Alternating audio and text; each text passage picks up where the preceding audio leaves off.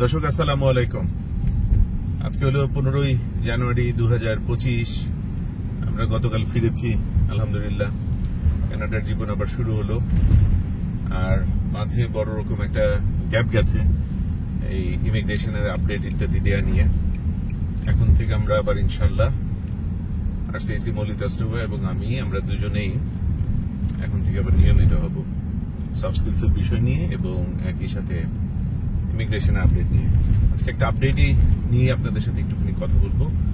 মৌলিক রাষ্ট্রভাইকে আমি জিজ্ঞেস করবো আপডেটের বিষয়ে, কিন্তু তার আগে নতুন দর্শকদের জন্য বলতে চাই, কানাডা বিষয়ে সবসময় যে কোনো প্রোগ্রামে মনে রাখবেন, যোগ্যতা দক্ষতা না থাকলে পৃথিবীর কোনো শক্তি, কোনো ব্যক্তি, কোনো অর্গানাইজেশন আপনাকে কোনো হেল্পই করতে পারবে না। শুধুমাত্র ভণ্ড প্রতারকেরা কোন রকম যোগ্যতা দক্ষতা ছাড়া জব অফারের লোভ দেখায়, প্রলোভন দেখায়, এবং সেই লোভের ফাঁদে পড়ে হচ্ছে যাদের যোগ্যতা দক্ষতা নাই কিন্তু লোভটা ঠিকই আছে। তারা মনে করে কাউকে চুপি চুপি গোপনে টাকা পয়সা দিবে আর সেটা দিয়ে কানাডায় যাবে, এবং এরা যথারীতি প্রতারিত হয়। তারপরে এসে আমাদের প্ল্যাটফর্মগুলোতে, বিশ্বস্ত প্ল্যাটফর্মগুলোতে তখন এসে কান্নাকাটি শুরু করে। আবার আমাদের অনেকের নামে অসংখ্য ফেক পেজও আছে, সেগুলো সম্পর্কে সাবধান থাকবেন। আর সব থেকে সতর্ক থাকা এবং নিজেকে নিরাপদে রাখার একমাত্র কায়দা হচ্ছে যে প্রোগ্রাম দিয়ে আপনি কানাডায় যেতে চান সেই প্রোগ্রাম অনুযায়ী নিজেকে আপনি তৈরি করবেন। That's it. তাহলে আপনি সব সময়ের জন্য নিরাপদ। এটার জন্য আপনার কাউকে জিজ্ঞাসাও করতে হবে না। আজকে আলহামদুলিল্লাহ প্লাস টেম্পারেচার। গত বছর আমি এরকম 14ই জানুয়ারিতে একা ফিরেছিলাম, বাংলাদেশে গিয়েছিলাম। আমার মা বেড়াতে এসেছিলেন, তাকে রেখে আবার ফিরলাম। তখন তো এসে ভয়ঙ্কর ঠান্ডার মধ্যে পড়েছিলাম। এবার অপেক্ষাকৃত ভালো উইন্টার। গতকাল আমরা এসে প্লাস পেয়েছি, আজকেও প্লাস, আগামীকালও প্লাস টেম্পারেচার থাকবে। এই প্রভিন্সগুলোতে আসলে প্লাস টেম্পারেচার থাকাই হচ্ছে একটা ব্লেসিংস। খুব ভালো খবর আর কি এই শীতকালের সময়টাতে। বলি, প্রশ্ন হচ্ছে, আসলে তোমার মতামত জানতে চাই, সেটা হচ্ছে যে ওপেন ওয়ার্ক পারমিট নিয়ে একটা পরিবর্তন এসছে, সেটা নিয়ে একটু বলো।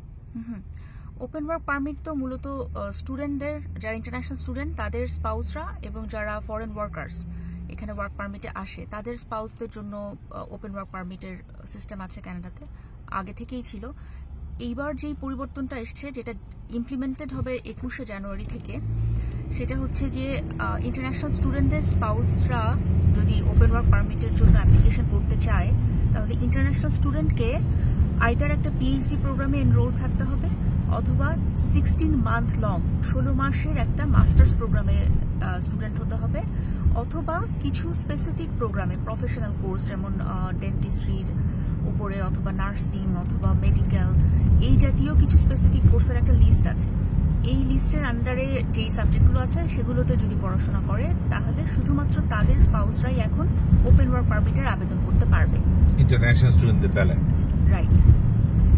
আর এছাড়া ওয়ার্ক পারমিট হোল্ডার যারা আছেন তাদের স্পাউসরা ওপেন ওয়ার্ক পারমিটের আবেদন করতে গেলে ওয়ার্ক পারমিটের হোল্ডারের টিআর বা এই যে টিআর লেভেল 0, 1, 2, 3 যে আছে আমাদের এখানে, 0 লেভেল এবং 1 লেভেল হলে কোনো রেস্ট্রিকশন নাই, তাদের স্পাউসরা ওপেন ওয়ার্ক পারমিটের আবেদন করতে পারবে।